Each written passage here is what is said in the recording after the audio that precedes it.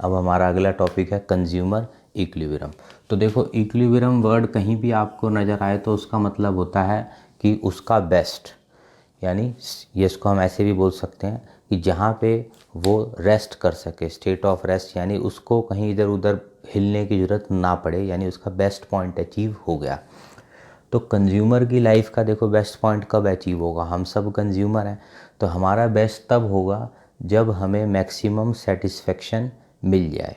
जो भी मेरा बजट है मुझे उसके अंदर रह के अगर मैक्सिमम सेटिस्फेक्शन मिल जाए, क्योंकि मुझे सामान चाहिए, जैसे पेन चाहिए, कार चाहिए, इलेक्ट्रिसिटी चाहिए, बहुत सामान चाहिए, तो जो भी मेरा बजट है उसके अंदर रह के मैं मैक्सिमम गुड्स लेके मैक्सिमम अपनी कंजम्पशन कर पाऊँ बजट के अंदर, तो वो हो गया कंज्यूमर इक्विलिब्रियम का पॉइंट। तो ये तो हमारा एक जनरल मैंने मतलब बता दिया इसका। अब इसके अंदर जो टॉपिक्स हैं हम स्टेप बाय स्टेप स्टार्ट करते हैं। तो सबसे पहला टॉपिक हो गया हमारा, एक वेरी इंपॉर्टेंट लॉ है जिसे हम बोलते हैं law of diminishing marginal utility.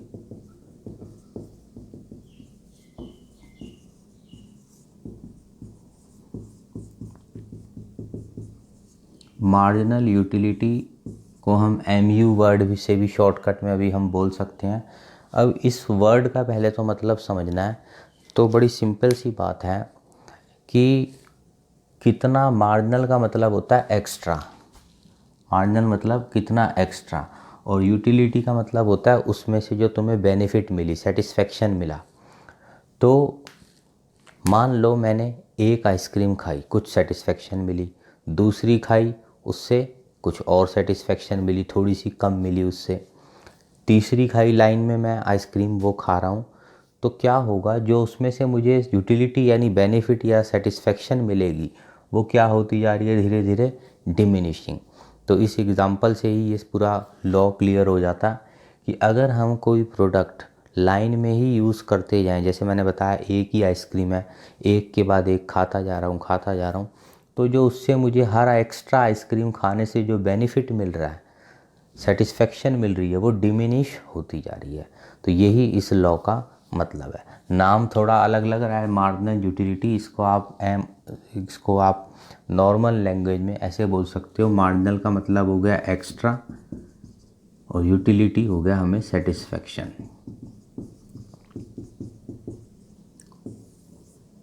तो वो जो एक्स्ट्रा सेटिस्फेक्शन मिलती है उस चीज़ को कंज्यूम करने से, वो कम होती जाती है जब हम लगातार उसे कंज्यूम करते रहें। जैसे मैंने एक टेबल अभी बना के आपको समझा देता हूँ, यूनिट्स कंज्यूम, मार्जिनल यूटिलिटी,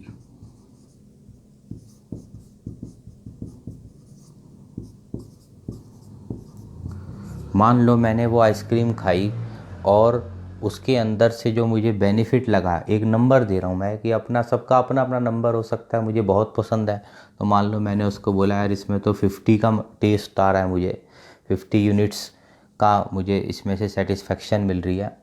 तो अब इसमें इसका यूनिट क्या होता है, तो अभी हम इसके दो अलग अलग तरीके से इसको मेजर करते हैं। अभी फ़िलहाल मैं इसको लिख देता हूँ यूटिल्स। जैसे पानी को हम लीटर में नापते हैं, वेजिटेबल्स वगैरह को केजी में नापते हैं, कपड़े को मीटर में नापते हैं, ऐसी यूटिलिटी का हमने एक वर्ड बना दिया यूटिल्स, उसमें हम नापेंगे। तो मान लो एक में हमें 50 यूटिल्स का सेटिस्फेक्शन मिली, अब दूसरी आइसक्रीम खाई वही वाली सेम, और उसी के बाद ही खा ली एकदम, तो थोड़ा टेस्ट कम सा हो जाता है। एक ही चीज़ बार बार खाते जाते हैं, एंड तक बंदा बोर ही हो जाएगा, तो टेस्टलेस ही हो जाती है वो चीज़।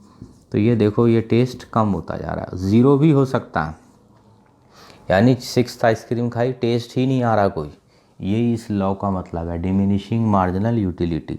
और 7th खाई, क्या पता वॉमिटिंग ही हो जाए, यानी माइनस हो गया टेस्ट मेरा। तो ऐसा हो सकता है, ये लॉ कहता है हम सबके साथ है, पर इसमें कुछ हमारी शर्तें हैं जिसे हम बोलते हैं एजम्पशंस। ऐसा कब होगा, तो पहली बात, एक ही चीज़ खानी है, सेम चीज़। दूसरा, लगातार खानी है मुझे, एक के बाद एक के बाद एक। तीसरा, मैं नंबर जो इनको दे रहा हूँ वो एक तरीके से दे रहा हूँ, स्टैंडर्ड यूनिट ऑफ मेजरमेंट है मेरा, सोच समझ के नंबर दे रहा हूँ, ऐसे बेतुके नंबर नहीं दे रहा कि पहली में कितना तुम्हें टेस्ट आया, वो कह रहा है 50, हमने कहा दूसरी आइसक्रीम कितना टेस्ट आया, वो कह रहा है 5 करोड़। तो ऐसी बातें नहीं करनी, एक स्टैंडर्ड तरीके से इसको हमें ना बनाए। तो ये हमारी शर्तें हैं। और हाँ, जो मेरी बाकी चीज़ें हैं, इनकम है, इसका प्राइस है, अदर थिंग्स जो हैं वो सब कांस्टेंट हैं। तो हमारा कुछ बिहेवियर ऐसा होगा कि जो यूटिलिटी है वो धीरे धीरे कम होती रहेगी। तो थ्योरी स्टडी मटेरियल में लिख रखी है, शॉर्ट में मैंने आपको भी यहाँ बता भी दी। तो इसको हम एक इम्पॉर्टेंट लॉ है हमारा, क्योंकि आने वाले सभी टॉपिक्स में ये हमें काम में आएगा। Law of diminishing marginal utility की सेटिस्फेक्शन धीरे धीरे कम होती जाती है। नेक्स्ट क्वेश्चन है हमारा कंज्यूमर इक्विलिब्रियम, EQ शॉर्ट लिख देते हैं, वन कमोडिटी केस। और अभी हम मान रहे हैं कि जो मार्जिनल यूटिलिटी है उसको हम रुपीज़ में मेजर कर रहे हैं। वैसे तो यूटिलिटी को हम यूटिल्स में मेजर करते हैं, पर अभी सिंप्लिसिटी के लिए हम मान लेते हैं हमने रुपीज़ में उसको मेजर किया है। तो कैसे निकलेगा, अभी मैंने बताया कंज्यूमर इक्विलिब्रियम का मतलब होता है उसकी सेटिस्फेक्शन मैक्सिमम हो जाए उसके बजट के अंदर। तो कैसे होगा, हम उसी एग्जांपल से समझ लेते हैं जो अभी हमने पहले लिखा था, यूनिट्स कंज्यूम।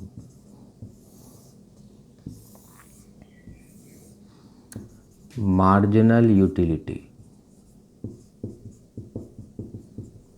अभी हम रुपीज़ में ले रहे हैं मार्जिनल यूटिलिटी।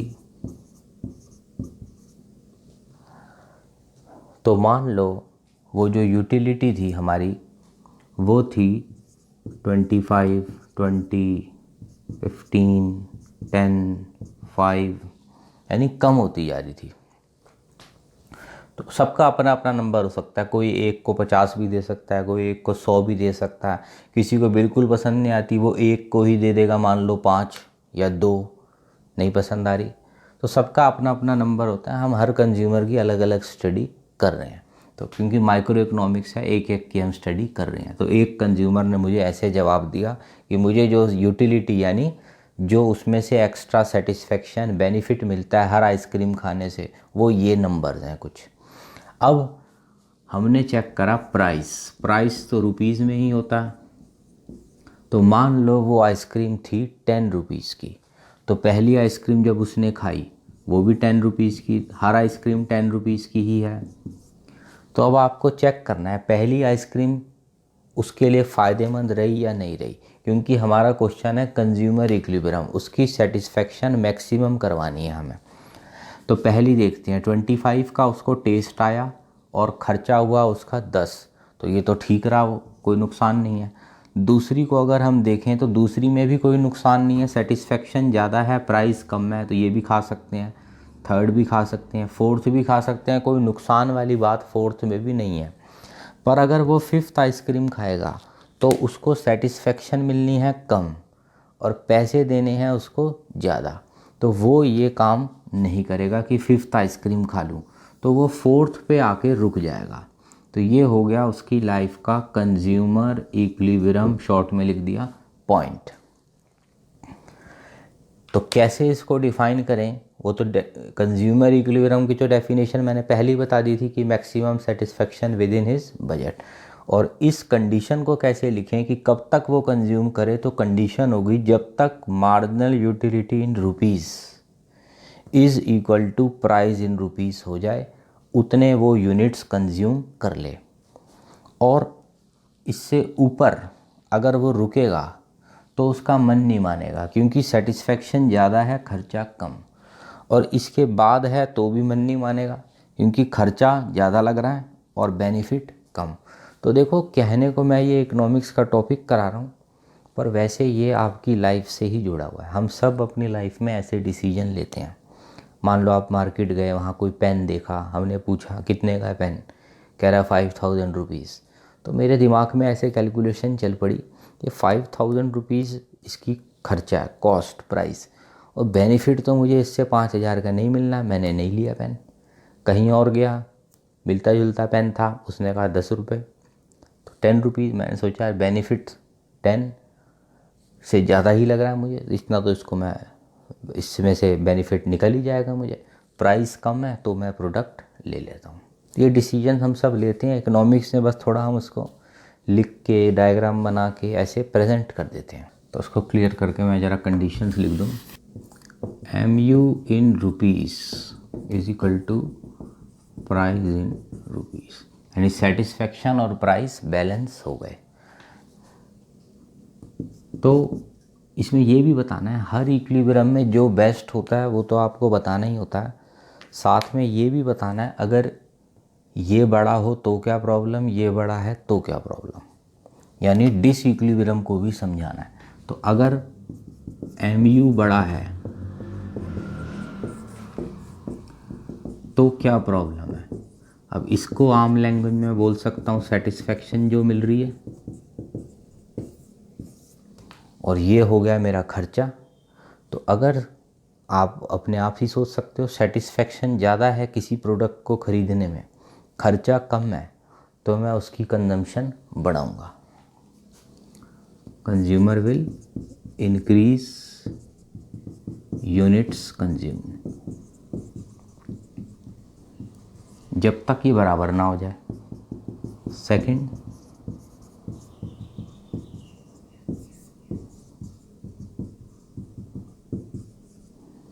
अगर सेटिस्फेक्शन कम है और आपको खर्चा देना है ज़्यादा, ये तो आपको लॉस हो रहा है, ऐसे गुड्स को हमें कंज्यूम नहीं करना चाहिए, इनकी कंजम्पशन कम कर देनी चाहिए। सो कंज्यूमर, ये तो था फर्स्ट केस, ये सेकंड।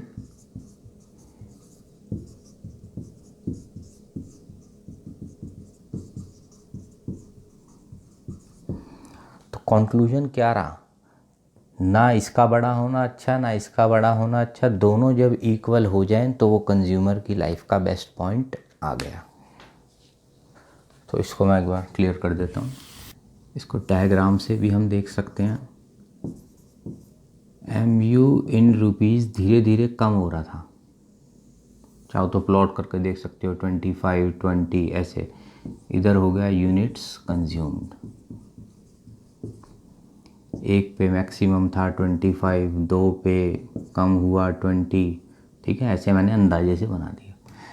पर प्राइस की जहाँ तक बात थी, प्राइस इस एक्सिस पे ले रहे हैं, वो ज़ीरो पे भी हम देख रहे थे एक कांस्टेंट लेवल पे था प्राइस। हम इसकी लाइन हमने बना दी स्ट्रेट। तो देखो प्राइस की हमने एक स्ट्रेट लाइन बना दी, क्योंकि प्राइस तो एक कांस्टेंट वैल्यू है, और ये जहाँ पे इंटरसेक्ट हुए यानी 4 यूनिट्स पे, ये हमारा इक्विलिब्रियम पॉइंट आ गया, जहाँ प्राइस और ये मैंने बनाया MU इन रुपीज़ का ग्राफ, ये बराबर हो गए। तो 4 यूनिट्स आ गया उसका consumer equilibrium point. Next question देखते हैं।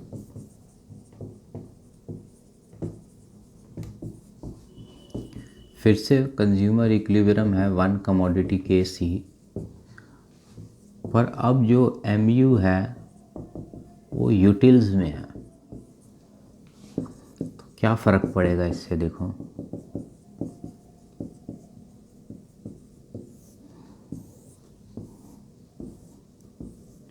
तो देखो अभी तक हमने जो किया था, हमने करा था MU इन रुपीज़,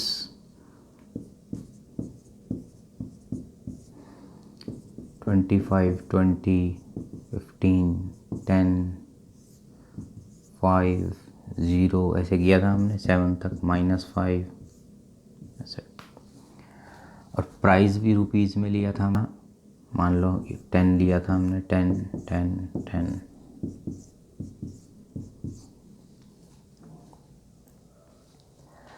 और हमने बोला था ये कंज्यूमर इक्विलिब्रियम पॉइंट है। ये पुराना वाला मैं आपको एक बार बता रहा हूँ, उसी से हम इसको कनेक्ट करेंगे। ये हमने अभी तक बोला था भी टेस्ट जितना इन रुपीज़ में आ रहा है वो प्राइस के इक्वल हो जाए, कंज्यूमर इक्विलिब्रियम आ गया।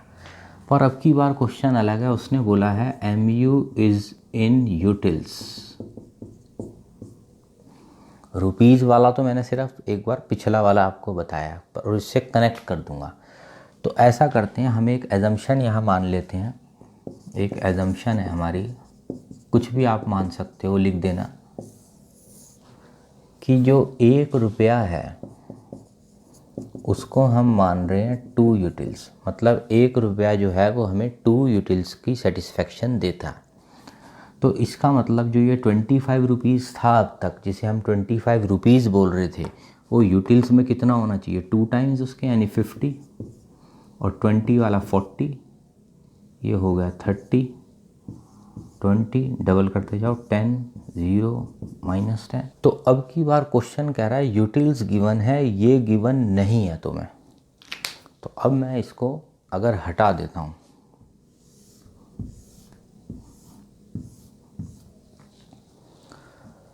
तो कैसे काम होगा, थोड़ा नीचे का भी एक बार ये क्लियर कर देता हूँ।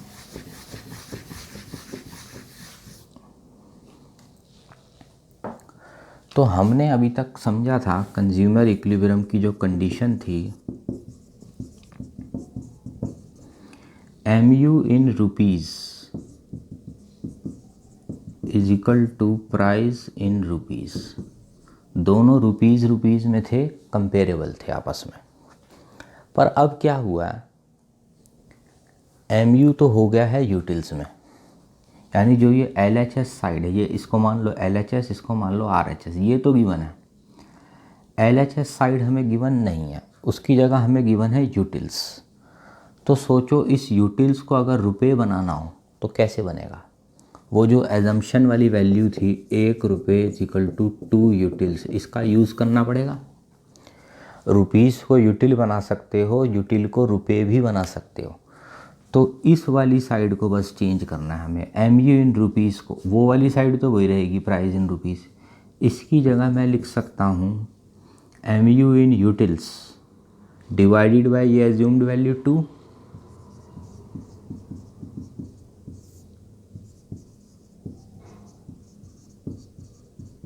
जो मैंने ली है 2, और सिर्फ LHS को रख रहा हूँ, RHS में कोई चेंज नहीं है, प्राइस तो रुपीज़ में ही रहेगा। या इसको लिख सकता हूँ मैं MU in utils upon assumed value of 2 को हम बोलते हैं, एज्यूम्ड वैल्यू जो मैंने ली है ये 1 रुपये की, MU ऑफ 1 रुपीज़। 1 रुपये की मैंने कितनी यूटिलिटी मानी है, तो वो आ गया इज इक्वल टू प्राइस।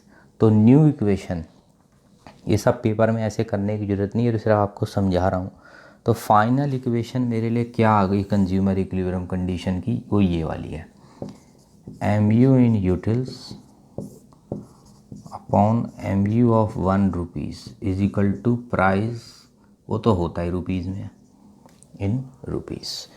तो जहाँ ये कंडीशन ट्रू है, यानी ये LHS साइड और RHS साइड ये इक्वल हो जाए, वो पॉइंट बेस्ट है। तो चेक करते हैं एक बार, हम ज़रा वेरिफिकेशन करके देखते हैं। मान लो मैं लेता हूँ 2 यूनिट्स, 2 यूनिट्स का LHS बताओ कितना है। देखो LHS MU in utils upon MU of 1 rupee 40/2। RHS होता है हमारा प्राइस होता है, प्राइस कितना देखो 2 पे 10। तो LHS more than RHS, this can not be equilibrium point. तो 2 यूनिट्स इक्विलिब्रियम पॉइंट नहीं है, this can not be equilibrium. आप 4 पे चेक करो, 4 यूनिट्स LHS 20/2 10, RHS 10, यानी कि कुछ भी अलग नहीं हुआ पिछले मेथड और इस मेथड में, सिवाय इसके कि वहाँ direct MU in rupees given था ये LHS। इस मेथड में LHS मिसिंग है, उसकी जगह हमने लिख दिया MU in utils upon MU of 1 rupees. बस यही फ़र्क है, बाकी आगे का आंसर फिर वही है। इससे ऊपर LHS बड़ा है, LHS का मतलब होता है सेटिस्फेक्शन, बेनिफिट, वो बड़ा है तो और गुड्स लेने पड़ेंगे। अभी तो टेस्ट आ रहा है मुझे, और इससे इधर आ जाऊँ 5 6 ज़्यादा खा लूँ तो LHS छोटा पड़ जाएगा। LHS मतलब फिर बोल रहा हूँ सेटिस्फेक्शन, वो कम है, पैसे देने हैं ज़्यादा, तो इसके बाद भी सब खराब है। तो कंक्लूजन सिर्फ ये पॉइंट ही बेस्ट है इस मेथड के हिसाब से, और पिछले मेथड के हिसाब से था MU in rupees is equal to price in rupees, और डायरेक्ट था। अच्छा, अब कई बार पेपर में लिखा होता है कंडीशंस बताओ, और ये तो हमने एक ही लिखी है अभी कंडीशन, तो दूसरी कंडीशन क्या लिखें?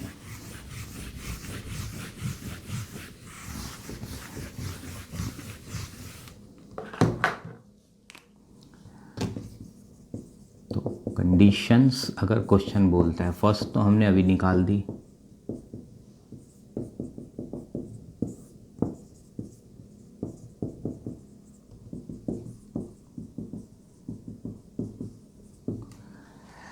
असल में यूटिल्स और रुपए का डायरेक्ट कनेक्शन रिलेशन नहीं हो सकता ना, तो इसको भी रुपए फॉर्म में इसलिए हमने कन्वर्ट कर लिया, तो ये असल में MU इन रुपीज़ ही आ जाता है इसके करने से।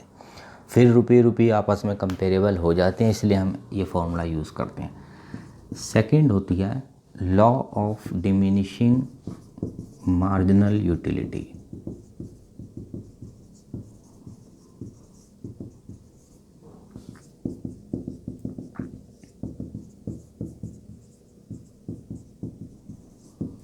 क्योंकि अगर ये लॉ ना होता, मतलब टेस्ट वही का वही रहता, पहले में टेस्ट 20, दूसरे में भी 20, तीसरे में भी 20, यानी हम आइसक्रीम पे आइसक्रीम खाए जा रहे हैं और टेस्ट वही आ रहा है 20, ये प्रैक्टिकल बात नहीं है। फिर तो इक्विलिब्रियम ही नहीं आएगा, वो 10 रुपये की आइसक्रीम है, फिर तो बंदा खाते ही रहे 50 100 1000, नहीं।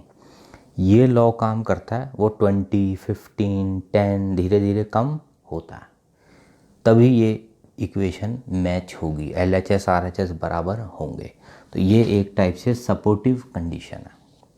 तो ये हमारा एक इम्पॉर्टेंट क्वेश्चन है कंज्यूमर इसका न्यूमेरिकल भी पूछा जा सकता है। जैसे मान लो मैं आपको कहूँ MU of X product, by default ये यूटिल्स ही होता है, कुछ ना लिखा हो तो 100। MU ऑफ 1 रुपीज़ मान लो है हमारी 25। प्राइस ऑफ X मान लो गिवन है हमें 3 रुपीज़। और क्वेश्चन कह रहा है क्या इक्विलिब्रियम आ गया, फर्स्ट पार्ट। सेकंड, अगर नहीं आया तो वो अपनी जो क्वांटिटी कंज्यूम्ड है वो बढ़ाए या कम करे, तो ये क्वेश्चन है। तो देखते हैं, सबसे पहले तो हम ये कंडीशन यूज़ करके LHS निकाल लेते हैं। MU of X upon MU of 1 rupees, यानी ये आ गया 100 25 4, यानी सेटिस्फेक्शन मिल रही है मुझे 4। इसको आम लैंग्वेज में हम सेटिस्फेक्शन या बेनिफिट बोल सकते हैं, जितने अभी तक हमने यूनिट्स खाए हैं उसका 4। अब RHS देखो क्या होता है, प्राइस।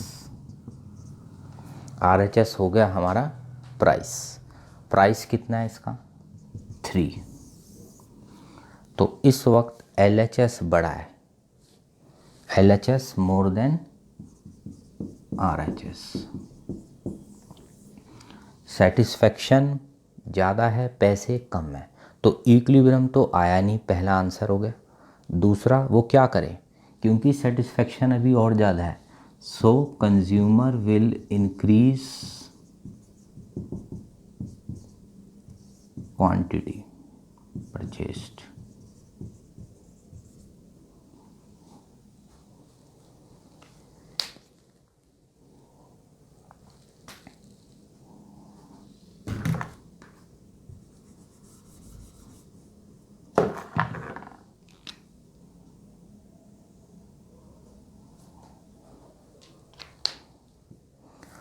कंज्यूमर अपनी क्वांटिटी को बढ़ाएगा क्योंकि LHS अभी बड़ा चल रहा है RHS से।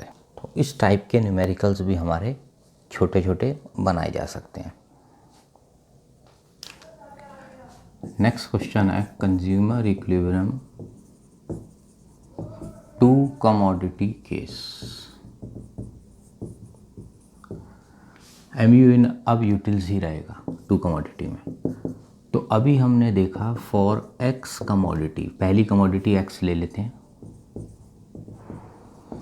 इक्विलिब्रियम कंडीशन अभी हमने डिराइव करी है, MU of X product MU of 1 rupees is equal to price of X product. ये हम अभी पिछले क्वेश्चन में करा हमने। और क्या लिख सकते हैं इसको हम, इसको इधर ले आओ, इसको ऊपर।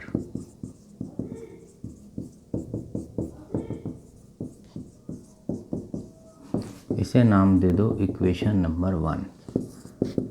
सिमिलरली अगर y प्रोडक्ट होता, यही मेथड लगा सकते हैं हम।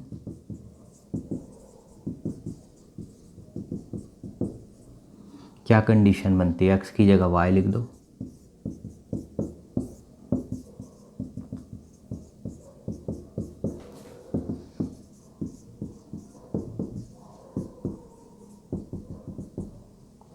इक्वेशन 2। तो फ्रॉम 1 एंड 2 एक नई इक्वेशन आ गई हमारे पास, फ्रॉम 1 एंड 2, कि टू कमोडिटी का बेस्ट पॉइंट, जब हम टू कमोडिटी कंज्यूम कर रहे हैं तो हमारा बेस्ट पॉइंट कहाँ अचीव होगा, जहाँ MU of X upon price of X is equal to MU of y upon price of y।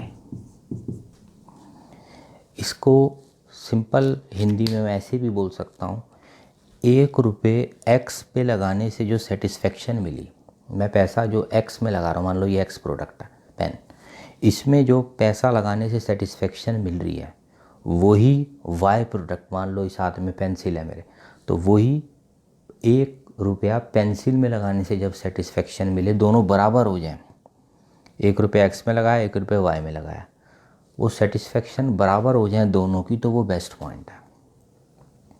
तो यह आ गया हमारा इक्विलिब्रियम सिचुएशन। अब हमेशा हम बेस्ट इक्विलिब्रियम बताते हैं, पर अगर ये बड़ा है तो क्या प्रॉब्लम, वो बड़ा तो क्या प्रॉब्लम, वो भी बतानी है। तो ये हो गया LHS, ये हो गया RHS।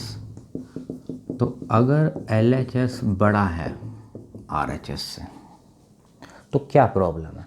तो जैसे मैंने बताया कि इसका मतलब 1 रुपये की जो सेटिस्फेक्शन एक्स में लगाने से आ रही है वो ज़्यादा है। LHS मतलब यही हो गया कि सेटिस्फेक्शन फ्रॉम एक्स वो ज़्यादा है वाई से। तो क्या करें, कंज्यूमर कुछ चेंजेस करेगा। अगर मुझे इसमें ज़्यादा सेटिस्फेक्शन मिल रही है तो मैं इसको बढ़ाऊंगा और इसको कम करूंगा, और ऐसा चलता रहेगा मेरा। पर रुपी सेटिस्फेक्शन एक्स से मुझे ज़्यादा मिल रही है, वाई से कम मिल रही है, सो कंज्यूमर एक्स की कंजम्पशन बढ़ाएगा। Increase consumption of X and decrease consumption of Y, क्योंकि पैसा उसके पास फिक्स्ड है। अगर एक्स को बढ़ाना है तो उसे वाई को कम करना पड़ेगा, और ऐसा तब तक चलता रहेगा जब तक ये LHS RHS दोनों बराबर ना हो जाएं।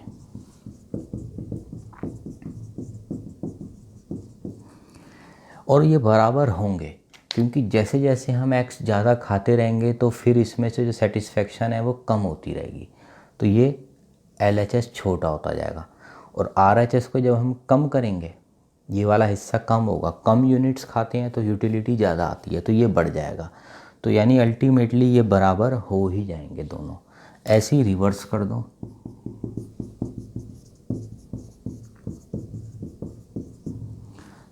ये साइड बड़ी है, मतलब वाई में से पैसा लगाने पे आपको सेटिस्फेक्शन ज़्यादा मिल रही है।